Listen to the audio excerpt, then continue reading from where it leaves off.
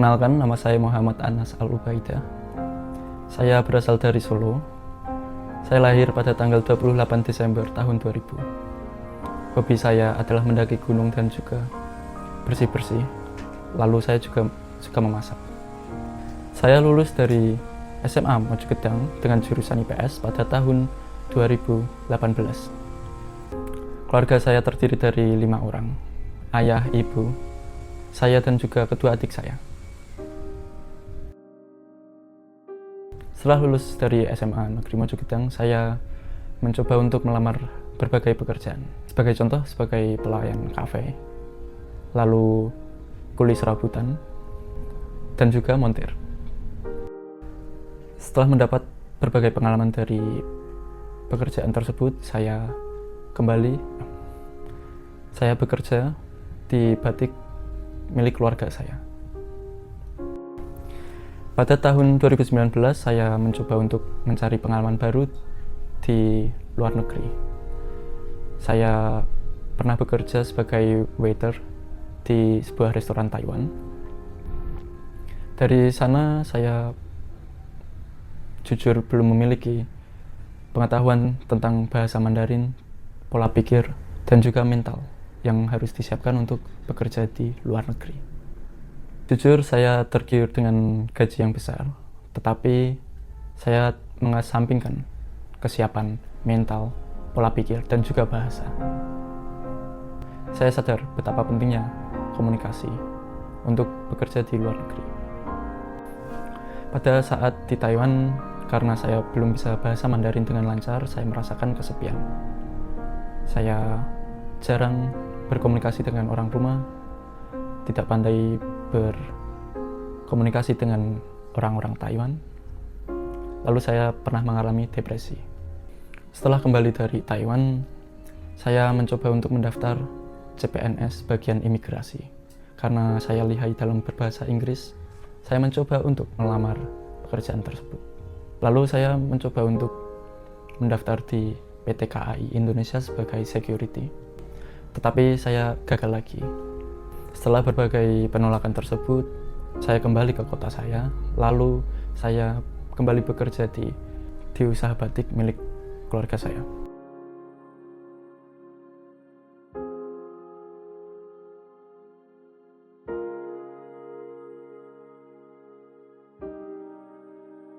Sembari bekerja, saya menyempatkan waktu saya untuk belajar hal-hal baru, salah satunya belajar bahasa Jepang. Saya belajar bahasa Jepang secara otodidak melalui aplikasi pertukaran bahasa dan juga YouTube. Melalui aplikasi tersebut, secara tidak sengaja saya bertemu dengan perempuan Jepang bernama Sekia Karin. Setiap hari kami berkomunikasi dan setelah 3 bulan kami memutuskan untuk menjalin hubungan yang lebih serius. Kami menjalin hubungan selama 3,5 tahun, lalu saya memutuskan untuk bertunangan dengan Sekia Karin yang disetujui oleh kedua belah pihak. Selama proses saya belajar bahasa Jepang dan meniti karir di Jepang, saya memiliki 2 pilihan.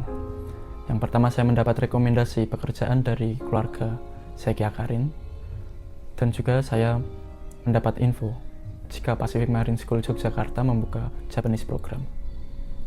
Tetapi saya lebih memilih Pacific Marine School Yogyakarta karena saya tidak ingin bergantung pada keluarga Sekia Karin.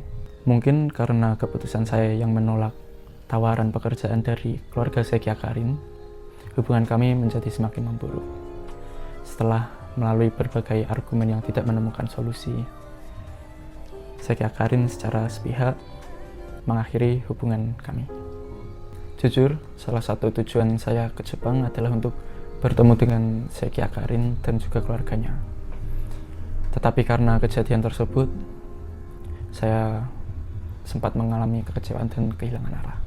Seiring dengan berjalannya waktu, saya menemukan tujuan baru yang saya dapat dari keluarga saya, para sensei dan juga staf Pacific Marine School, dan juga teman-teman saya. Tujuan saya ke Jepang adalah untuk mencari ilmu pengetahuan sebanyak-banyaknya dan juga bekerja, lalu untuk membangun panti asuhan di Indonesia. karena saya tidak ingin melihat generasi muda Indonesia mengalami kesulitan yang pernah saya alami. Halo, nama saya Guntoro, umur saya 43 tahun. Saya adalah ownernya dari Batik Gandiluhur. Batik Gandiluhur ini berdiri sejak tahun 2015 dan saya adalah pamannya dari Anas. Selama Anas ikut bekerja sama saya, Anas adalah orangnya itu tipe pendiam dan Anas orangnya nurut apa yang diperintahkan sama seniornya. Anas tipe anaknya itu rajin dan dia mau bekerja keras, dan Anas itu tipenya ingin mencari tahu apa yang dia belum tahu. Setelah Anas belajar di Pacific Marine, Anas mulai berbeda, jauh lebih berkembang, dan dia lebih suka ngobrol sama orang lain, lebih maju pemikirannya, dan banyak perbedaannya lebih baik lagi dari sebelumnya. Pesan buat Anas, tetap semangat, belajar terus, bekerja keras, gapai cita-cita setinggi mungkin. Perkenalkan, nama saya Sudarmiwati, usia 48 tahun, di mana saya sebagai ibu dari Muhammad Anas Al-Ubaidah, bekerja di instansi Dinas Kesehatan Karanganyar. Yang pertama, saya memiliki 3 orang anak. Yang pertama Muhammad Anas Al-Ubaidah, kemudian Fakih Ayu Mumpuni, dan yang terakhir Trisula Sakti Jatmiko. Anak-anak masih sangat terlalu kecil dan sangat butuh perhatian, kasih sayang dari kedua orang tua. Saat itu Muhammad Anas Al-Ubaidah masih di kelas 5 SD di Karanganyar. Kemudian adiknya juga di SD Karanganyar, yang terakhir masih balita. Di mana dari orang tua, figur seorang bapak seharusnya selalu memberikan perhatian, selalu memberikan kasih sayang kepada anak-anaknya. Namun di kehidupan kami sangatlah di posisi sangat tidak menyenangkan, karena seorang ayah tidak pernah memberikan sesuatu apapun. Dalam hal ini tidak hanya materi, yang terpenting adalah bentuk kasih sayang seorang figur bapak.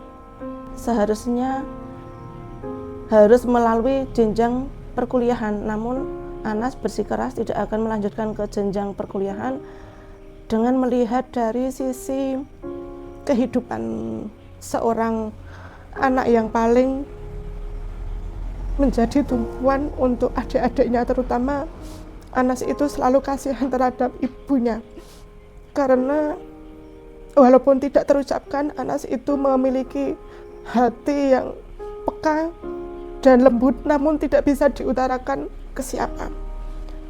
Pada saat itu saya selalu memberikan motivasi ataupun berbicara secara hati ke hati seorang ibu dan anak untuk menasihati jangan terlalu berpikir menderita dengan keadaan seperti ini, karena apapun itu saya harus kuat dan mampu untuk mendidik dan membimbing anak saya. Karena saya selalu mengamati dimanapun dia bergaul, alhamdulillah doa saya, anak saya jangan sampai ke lingkungan yang negatif. Doa saya terkabulkan, di mana anak saya itu terbuka dan jujur. Dia tidak akan menerima sosok ayah yang tidak punya tanggung jawab terhadap seorang istri dan anak-anaknya. Sebagai orang tua hanya bisa berdoa dan mengarahkan, dalam arti di sini mengarahkan, membimbing, dan juga tidak akan menyekat cita-cita anak itu untuk pergi ke luar negeri dengan tujuan membantu kehidupan khususnya ekonomi keluarga. Setelah ketemu dengan LPK Mas Agung Jogja, saya memberikan dukungan apapun yang Anas yang dia inginkan supaya pergi ke luar negeri, saya selalu mensupport karena itu menjadi tulang punggung keluarga saya sebagai anak yang pertama. Saya memberikan pesan agar selalu punya pikiran optimis, positive thinking, ya. Jadi di mana gemblengan itu jangan menjadikan down. Jadi gemblengan itu menjadi salah satu cambuk. Karena kalau tidak ada gemblengan ataupun suatu usaha di mana tidak mengenakan, itu tidak akan berhasil. Jadi manusia itu berproses. Jadi ujuk-ujuk tidak harus cari uang di sana langsung kaya, tidak. Karena bayangan itu jangan diukur dengan uang. Dimanapun berada pasti punya adat istiadat. Kamu harus belajar dengan orang, belajar dengan sifat seseorang, dan harus peka terhadap apapun yang ada di lingkungan kamu saat itu hidup.